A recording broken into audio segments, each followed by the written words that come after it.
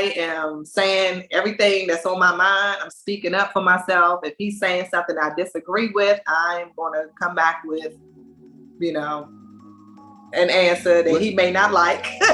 which is what she's always done, but we don't control what y'all see. So let's jump right into it because I know you guys have a hectic schedule. So last season, viewers had a lot to say about the dynamic of your marriage, obviously. Many felt that you specifically, Jamie, you were slightly dismissive, or some even said emotionally abusive, which can be, you know, a harsh term to put on someone from watching, I guess, an hour show. But how was it watching the season back? And do you guys feel, for both of you, that there were any lessons learned from either what you saw or the viewer opinions? For me, and again, thanks for having us. Pleasure to meet you. For me, it was very hard to watch, especially when, you know, I know the scene was filmed for 2 hours and you saw 3 minutes of a conversation that's however they edit it. But a lot of people don't know I was still working at the time I was filming that show. I was in law enforcement. So it was even more frustrating to say I'm abusive to my wife when I have a career, I carry a gun, and you can't have domestic violence in that career. Mm-hmm. So, and that's specifically why I had my kind of hesitation on doing this show while I was still working, because I don't know how they're going to show anything until we saw it on TV. Mm-hmm. So, moving forward into season 2, I have retired now. I'm not biting my tongue. I'm still gonna say what I gotta say. If she say something I don't agree with, I'm gonna let her know it. And it is what it is. I mean, we've been together 30 years. Married couples gonna argue. Like, in what world do you live in where we would never argue, never raise our voice, or like, this just don't make sense. It's not real. And we did our best to show the real. Like, we have disagreements and we move on. Our anniversary is in 2 days, 27 years. Yeah, just like Jamie was saying, you know, couples going to have disagreements. They're going to argue. But one thing for sure, Jamie has never laid his hand on me physically, ever. You know, we did see in season 1 where he did touch my face when we were out at the CIAA at a club with the other cast members. But I think they made it more than what it was because it was just a slight touch. And I don't even remember the touch on my face. That's how lightly it was. That's why. And I was like, and I don't even remember that because I was into the conversation. But for them to say that, you know, he is abusive towards me is just absurd. Like, he's not. He's very supportive. He's a great husband. He can be aggressive sometimes with me and the kids. But I could be aggressive too towards him as well. And that's one of the sides that you all did not see in season 1. Season 2, I am saying everything that's on my mind. I'm speaking up for myself. If he's saying something I disagree with, I'm going to come back with, you know, an answer that he may not like. which is what she's always done, but we don't control what y'all see. And that's right to my point. Like, that whole scene, you just saw those scenes, like, okay. But it is what it is. Yeah, I think season 2 is going to be a little slightly different. Jamie is, to me, I think you're on your best behavior season 2. Well, I have a lot less stress this season. I was about to say, you probably more calm if you're retired, right? Yeah. Well, I mean, you talking about I would work 8 hours and then fly wherever I need to be and changing clothes, and you know what I'm saying? It was like 16-hour days or more. So now I'm just wake up and where I need to be. All right, cool. I'm on my way. Mm-hmm. And I really don't do a lot of fussing. That's the thing. I really am non-confrontational unless unless you mess with me.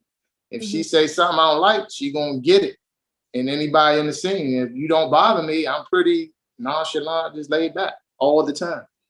That's why it's just frustrating that narrative they put on, where the narrative that the audience ran with was like, you don't even know me, shut up.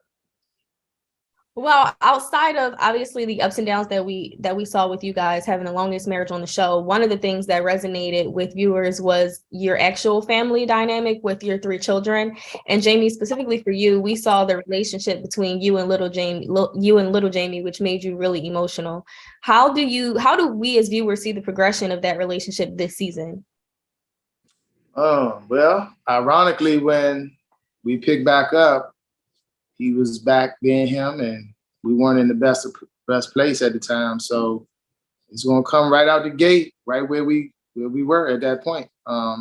As it keeps going, though, you'll see how we actually do a lot of meetings with professionals to actually dig deeper into our differences.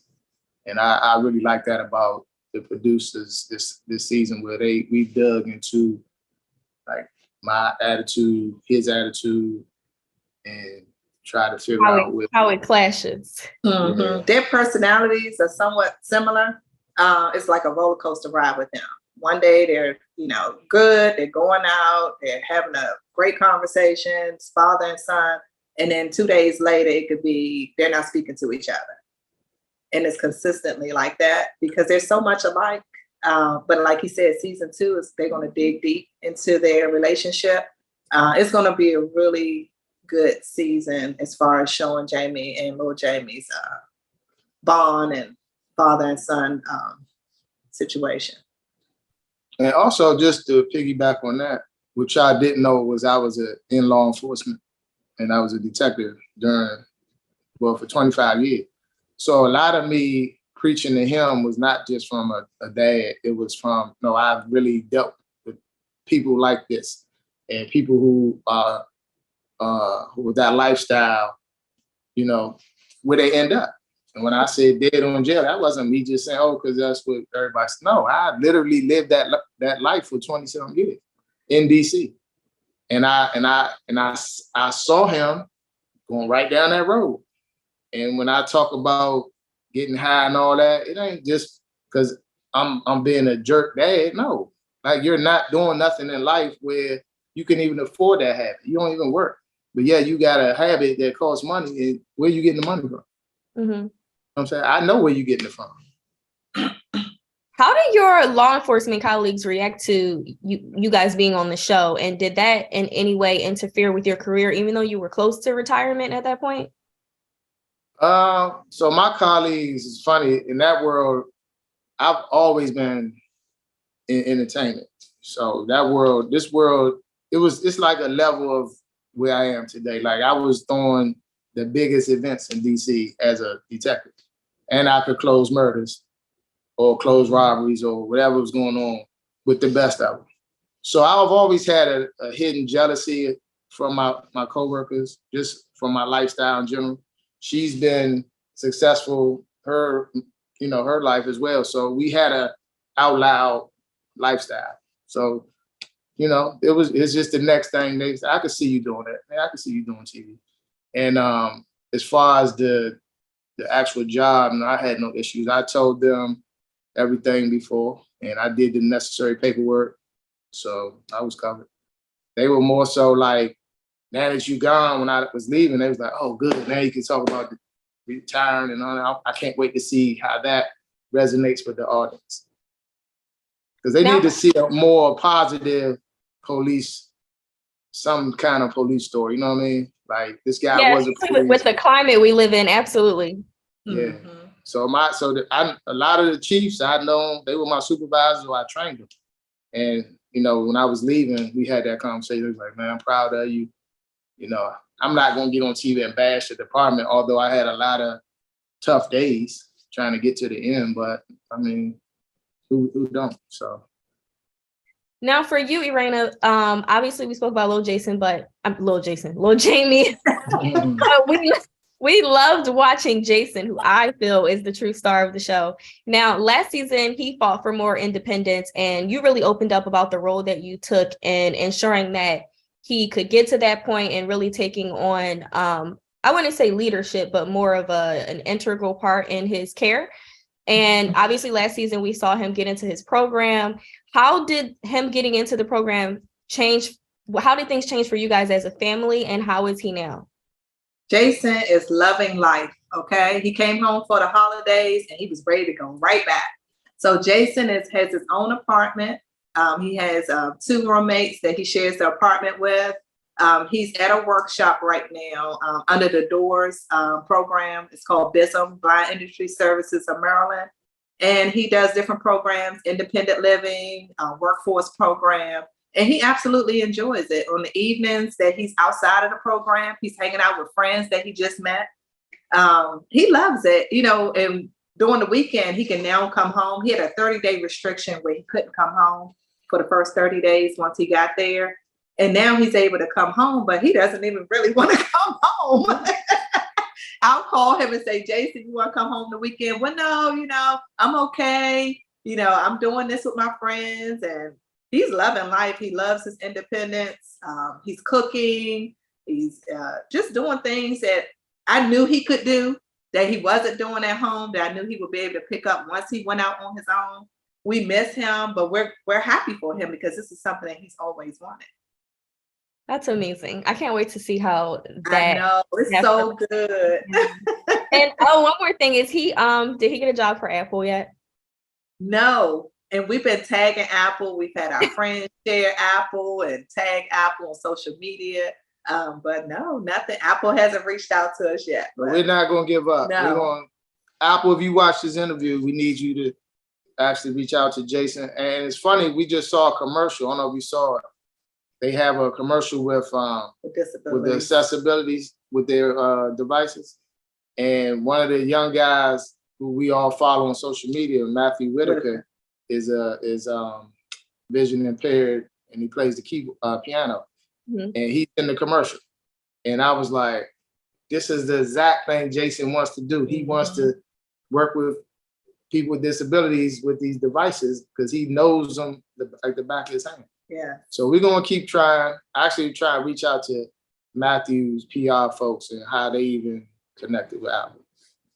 Well, we will put that into the universe over here at PopCulture. And before we let you guys go, obviously you guys have two new additions to the show in the absence of the Samuels. So in terms of where you stand with the group, what was your take on the new couple, Joy and Clifton?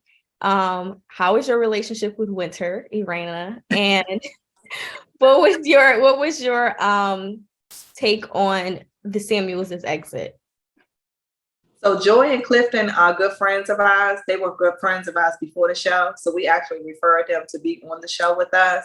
So they're absolutely amazing. They're actually going to be celebrating our anniversary with us here in Mexico in the next couple of hours. So we're looking forward to having them. But they're great. You guys are going to enjoy them as being new additions to the show. So get ready for that. They have a really great story. As far as me and Winter, child. I guess we'll have to watch. Continue. Stay tuned. I can say that. Just stay tuned for Winter and I. And Sherelle and Alfred Duncan are also friends on the show as well. And they're also a great addition to the show. They're coming on as friends of Ashley and Quicksilva. Well, it was a pleasure speaking with you both. Congratulations on everything. Happy anniversary, and good luck with the rest of your junket this afternoon.